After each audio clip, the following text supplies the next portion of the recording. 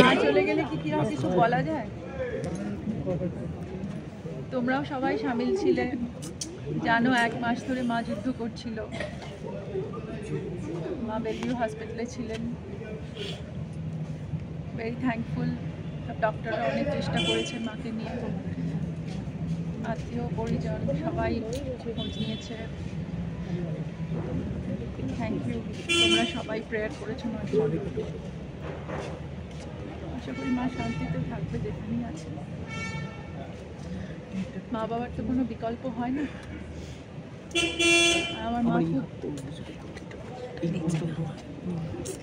এখনো আমাকে শাসন করতো, এখনো মা আমাকে বকাবকি করে।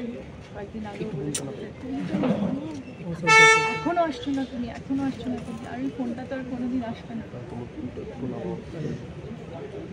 যাদের মা হারিয়েছেন তারা জানে তাদের মা আছে, খুব যত্ন করে রেখো মা। ভাই বাবাও চলে গেছে, মাও চলে গেছে। প্লিজ প্রেয়ার করো সবাই আমার।